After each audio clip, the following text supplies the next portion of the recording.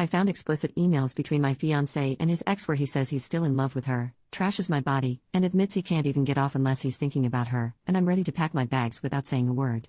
My fiancé, Dale, and I have been together for 5 years. We are as solid as I guess anyone thinks they are before something like this blindsides them. I am in total and complete shock. I'm just sitting here shaking. I can't even cry yet. Dale is at work right now. I haven't texted him or called him or anything at this point. When we got together, he had just broken up with his college sweetheart. She was his first love. I was afraid I was just a rebound. He said that wasn't true. I believed him. Rest is history. Sorry as this is rushed and all over the place. Nothing makes sense in my head right now. I used his laptop about 2 hours ago to open his contacts list he has saved on there so I could get addresses for our wedding invites. Been telling him to get those to me for over a week, so I decided to do it myself. He keeps his contacts info on his email. When I opened his email, I saw an email on the very top of his inbox with the subject line Jen, fake name, how can I win? The subject line got cut off after that, so I couldn't see more without clicking. Jen is the name of his ex from college. I sat there for at least 10 minutes trying to decide if I should open it or not.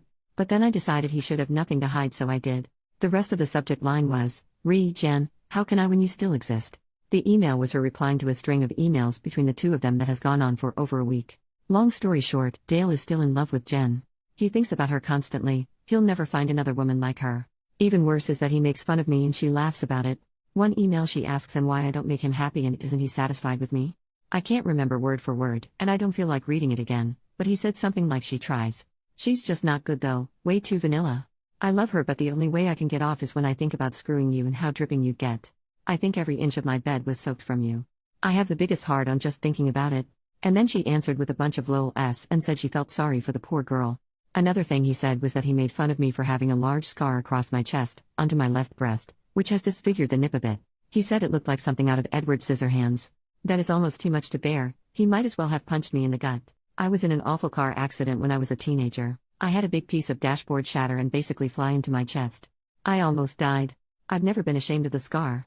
It's like a constant reminder that I survived something a lot of people don't, and I should be grateful to be alive. The slight disfigurement of the nip doesn't bother me either. I've always had the attitude of if someone doesn't want me because of a nip, screw them. But to hear him make fun of something he knows is a result of something so major in my life, my friend was thrown from the backseat and lost her life, is just... I have no words. The emails go on and on. Some are explicit. One she described how she just self-pleasured while thinking about how he used to go down on her for hours. I'm assuming that these emails are just a small portion of their contact. The first email in the thread was Dale talking about how he doesn't think he can marry me and that he thinks about leaving me almost constantly. He said if she lived in this state he'd already have left me. It didn't sound like the first time they'd reconnected, so I'm guessing if I snooped I'd find texts as well. I don't need to snoop further. I've seen all I need to. Obviously I'm not going to stay. Despite what he said about me, I'm pretty great and I know this. He said he misses backdoor. Apparently I'm too vanilla to give it to him. Thing is, I've tried to initiate that as I enjoy it and he told me he wasn't into that. So he lied. Just to cast me in bad light. I'm so freaking mad I just want to throw his crap into a pile and light it on fire. But I won't. Because I don't want to give him the satisfaction of knowing how much he hurt me. I'm not sure why I posted here. It's too fresh to talk to my friends and family. Should I just pack my stuff and leave with no explanation? Just ghost? I've got too much dignity to scream and cry in front of him. I don't know what to do. I don't know if I want comfort or advice or what. I just needed someone to know what happened so I don't feel so alone right now. Update. Hey everyone. First off, thank you for caring so much about my situation. You all have great advice, encouragement, and you help me hold on to the strength I need to make it through this. I still have a lot to get through and I'm hurting so much right now. It comes in waves. Sometimes I feel so empowered and strong, then 10 minutes later I'm crying in a ball and feel like I can't move or do anything. Last night I texted Dale and told him that my best friend, Jake, had gotten into a fight with his boyfriend and I was going to go stay with him so he could vent and have somebody with him. I told Jake what happened and showed him the emails. I took pictures of them on my phone in case I needed them for whatever reason. Jake and his boyfriend Mike, who he had obviously not gotten into a fight with and was there, were infuriated, and we all just sort of cried together for a while. They stayed up with me almost all night helping me figure out my next moves. We all agreed that taking the high road was the best route. We made a list of all the things that were necessary to get out of the apartment. Mike is a property manager for a different apartment complex, so this morning he called my property manager and gave her a very condensed, detail-free version of what was happening. I have always thought it important to get to know your property manager in case you ever have a situation where they can help you out, so she always really liked me. Dale and I have been paying rent on a month-to-month basis for about 3 months because we were starting to look for houses to purchase after we settled down after the wedding. My property manager told Mike that working out getting my name off of the rental agreement wouldn't be a problem and to not worry about the 30-day notice that she typically requires for a tenant moving out. As far as finances go, I make about 70% of our combined income and Dale only covers about 30%. When Jake, Mike, and I were discussing the logistics of me moving out, Mike brought up the point that Dale does not make enough to cover the required 3 times rent and income each month. Meaning he will most likely be given notice to move out if he cannot find a roommate fast. We lived in a 1-bedroom, so I doubt he'll be able to find someone quickly who is willing to sleep on a couch versus having their own bedroom. Especially since I purchased the couch, so there isn't even one there anymore. The thought of this brings me great pleasure, as I'm sure you can imagine. Jake and I each called out of work today and we rented one of those mover pickup trucks. We were pretty organized after making our list, and it only took us a couple of trips to get my stuff out and into Jake and Mike's garage for the time being. Dale texted me a couple of times asking how Jake is and if I'm coming home after work tonight. I told him I'm already home, not exactly a lie, I was there at the time, and then I said Jake was going to be okay and that I just couldn't believe how awful people can be to the people they love. Dale agreed and said that he was glad he had such a good girl like me. It was tempting to say something about how I'm just so vanilla that way. I didn't, I just told him to always remember that, how great I am to him. He said of course he would.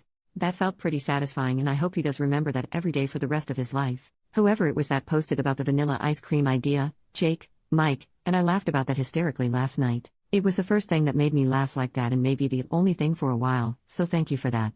I didn't end up ruining any of Dale's stuff. I didn't print out the emails and send them to his family/friends. I didn't do anything destructive or spiteful. However, after all my stuff was out, Jake and I made a trip to the grocery store. I took that poster's advice and I bought one of those big plastic tubs of vanilla ice cream. I left it on the counter with a note and my engagement ring. I wrote, I know vanilla isn't your favorite flavor, but this is the only vanilla you'll be eating from now on. XOXO. I mean, I am human. I had to leave him with a little bit of a bang. So here I am, staying with Mike and Jake for a while. Finding an apartment will be no issue for me. I'm comfortable financially on my own with a stable job. I have to deal with the deposits I put down for the venues for both the wedding and the reception. I can't right now, I'm too much of a mess emotionally. I will by the week's end though, as I know I can't put it off any longer if there's any hope at all of getting refunded. I had already booked our honeymoon, but I did pay the extra for insurance if the trip needed to be cancelled. I honestly don't really know what exactly the insurance covers. I'll have to look into it. Whether or not I can get a refund for Dale's ticket, I will be going on my first trip out of the country on my own and I am happy about this. It's one bright thing to look forward to through this whole mess.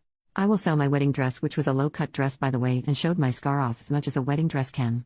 I guess Dale would have found that gross. Or maybe I'll burn it.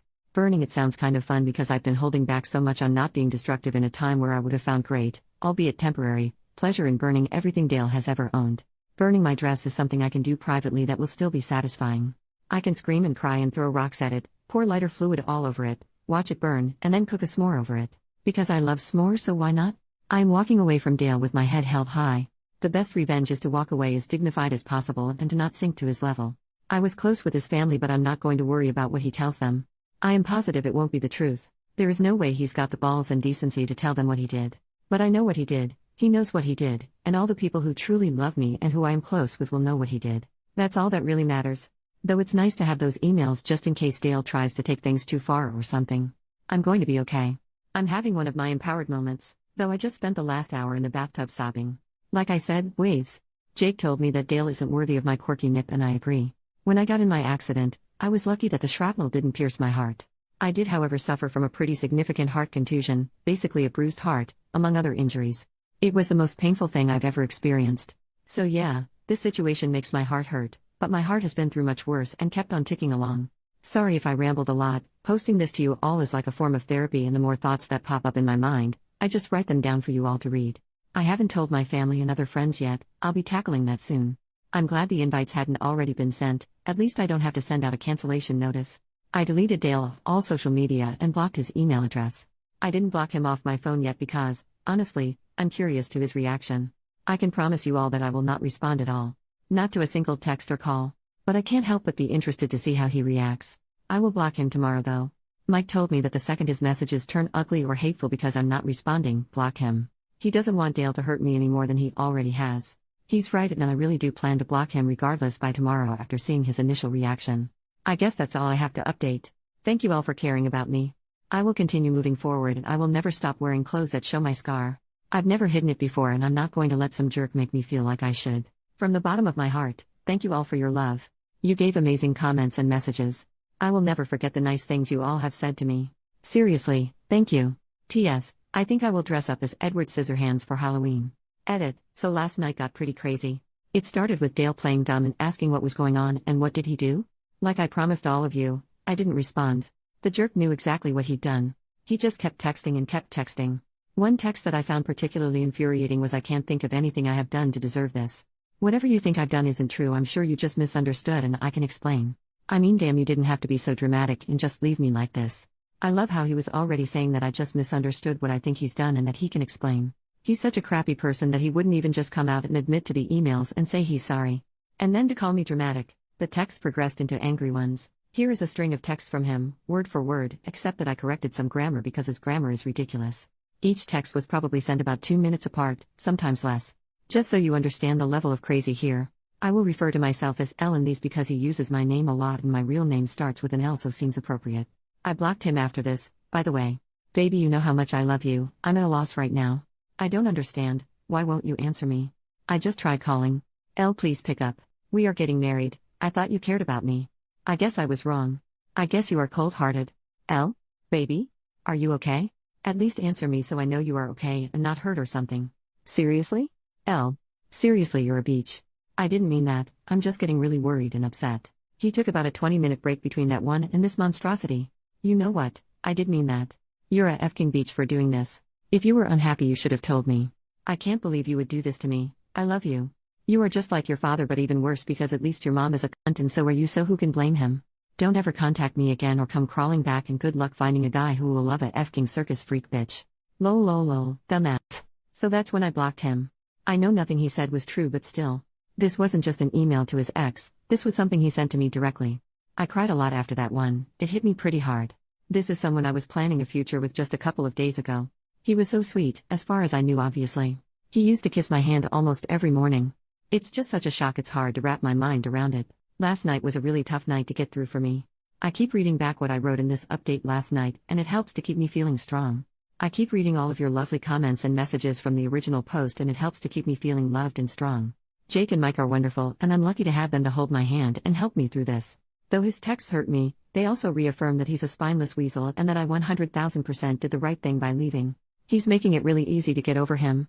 Sorry this got so long. I wanted to really include you all in what's happening. Thanks for checking in on me and caring about what happens to me. Love to you all. Little update. I had a lot of people PM me asking if there were any signs that Dale was a jerk so they know what kind of red flags to look out for. Honestly, no. I wish I could say yes to that so I could potentially prevent others from going through what I did or something similar. He was very attentive and loving. He never once made fun of my appearance. To my face, he seemed to appreciate my ambition and independence. I never felt controlled or criticized for being a financially stable, educated woman. I had a therapist after I lost my friend in the accident. My father had also walked out earlier that year, so we were discussing this and how I hadn't seen it coming. My therapist told me that people can make you see whatever they want you to see, but that they can't keep up the facade forever. Things almost always come to a head eventually. The only thing you can do is be secure enough with yourself to understand that the faults of others has nothing to do with you. Just make sure you surround yourself with enough good people that you can afford to lose one or two along the way. I suppose that would be my advice on the matter. Love people openly and let yourself be loved, but always keep hold of yourself and make sure you have yourself covered should someone let you down along the way. As far as the dress goes, I believe I will take the advice of many of you and donate it to flood victims. It is a beautiful gown. I think what I will burn instead is my reception dress. I've got to burn something. Second update. Hey Reddit. I am doing great.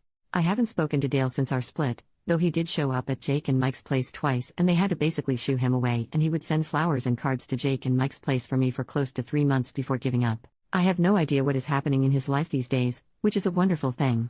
I ended up going on my honeymoon alone and it was fabulous. I went to Spain and had such incredible experiences. And the food. You all, it was wonderful. About 5 months ago I bought a home. My very first home. Just a small little starter home, and it's not much, but it's mine and I love it. I've also done a fair share of traveling. Mostly by myself because there is something just empowering and magical about traveling by yourself. Quiet moments alone, just taking in amazing sights and experiences. Though I've also traveled with Jake to Canada, which was a very fun trip, and had a Vegas trip with 5 other friends. As far as my romantic life, I'm having fun. I'm staying single, and I would like to stay single for a while. Unless I meet someone who just sweeps me off my feet. I have met some men during my travels and around the city that seem to have no problem with my circus freak scar though. So that's about it. I am forever grateful to how much you all rallied around me and lifted me up during a very low time. It meant and still means so much. You are all wonderful, kind people. Even when I logged on to this account today for the first time in months, I still had people messaging me words of encouragement as little as 2 weeks ago. That is, not to sound corny, sort of magical. That complete stranger shows such compassion. Thanks for being rad, Reddit.